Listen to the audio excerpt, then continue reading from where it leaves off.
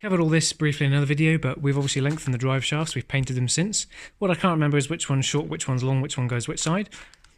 So that'll be a good guesswork. This one is the intermediate shaft, which hopefully reduces torque steer. You can see the thickness of it. We've got a bearing casing that sits there. And this is that cool 3D printed little piece. I'm very excited to have this. I forgot about it actually. Ruin set me up with one of his mates. Printed it for free, which is pretty cool. Didn't take very long. This will slide on here, and this outer ring is from a Micro K11, and we have a pickup under there from an HDI 306 camshaft pickup, which will pick up all these rings, and then we can count the rings, tell the little Arduino how many times this turns for each mile an hour, and it will send a signal onto the Cambo system. Well, that's the plan, but this is the physical side, so this will just put in the right place. A couple of grub screws this side. They've got a space for 2 more that side if it does twist, but it's not driving anything, it's just spinning. So as long as it doesn't, yeah, all it's got to do is spin at the rate of this. So that's cool. So let's get this intermediate shaft fitted on, and then we'll work out which length's which, get those on, and then we'll see if it'll drive. So sit rep, we had some snags yesterday. It was too hot, I gave up basically. This boot in there, which I don't remember having this issue before, as soon as the wheel turns, it pops off, as you can just see there. Tried lots of different things, getting covered in CV grease as I do it. I can't get in a proper clip in there because you can't fit the shaft as one because of the space here.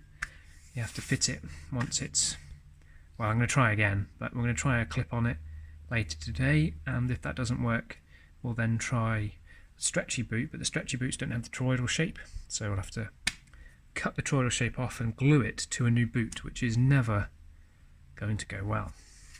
However, the half shaft the other side is in, and let me show you what I was on about with the sensor, which I think I showed in a previous episode. So hopefully you can sort of see that. I know it's a little bit up close here, but here's the ring spinning round on the half shaft, and just up there you can see centre of screen is the sensor, cam sensor from an HDI, which some will recognise, and that will sense the teeth spinning on this, and we can calibrate that going up. We have a very small amount of space, as you can see at the top there with the clutch. For some reason we've lost about 5 mm of clearance at the back there, which hopefully means we've gained it at the front, but I need it there as well really. We'll see how that goes, and we're hoping we've solved the issue with the coolant, which is still dripping on my face. Issues, snags. Shout out to Steph.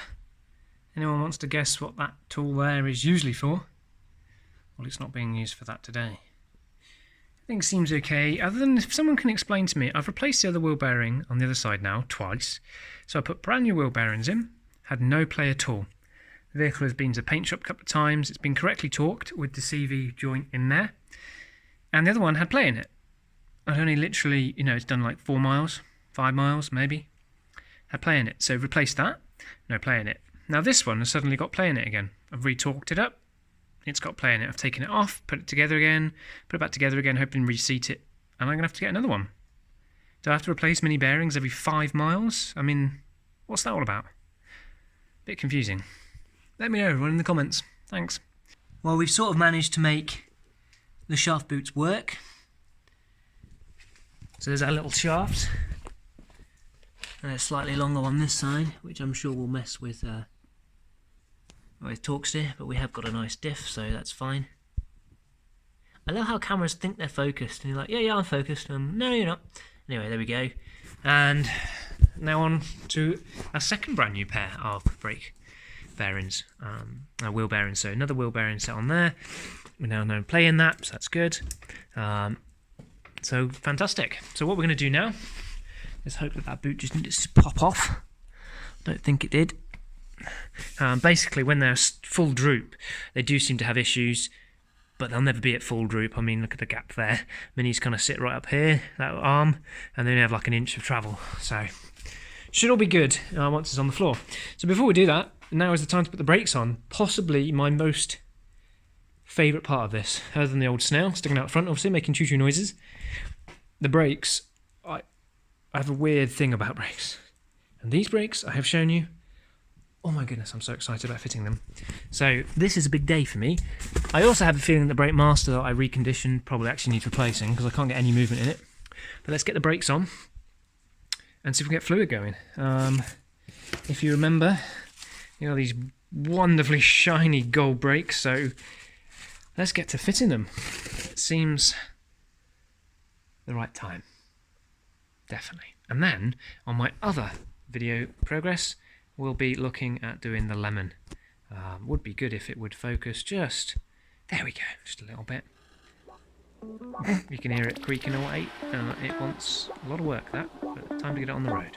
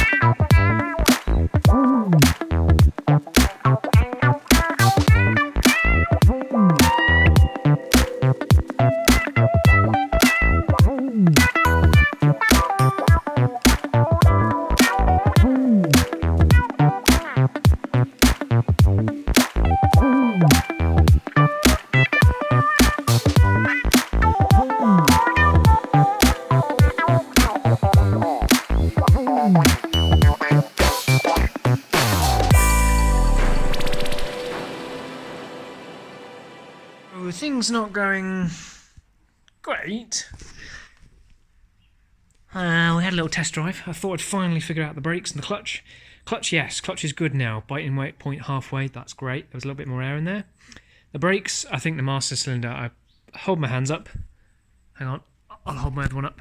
There it is. That I don't think I rebuilt it properly, and probably the condition of it wasn't good enough for rebuild anyway. So I just ordered one. That hurt the wallet. So that one's come in. That should solve the brakes. The brakes are there, and they sort of work that you basically just put your foot all the way to the floor with a servo.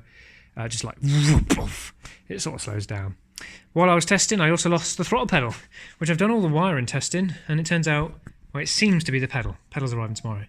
So in all this world of disappointment, where I'm sort of just about to victorialise the moment, I'm sure that's a word, I got disappointed once again because stuff wasn't working right. So to make me happy, I'm going to fit two shiny parts, which are the front dampers. So let's do that now.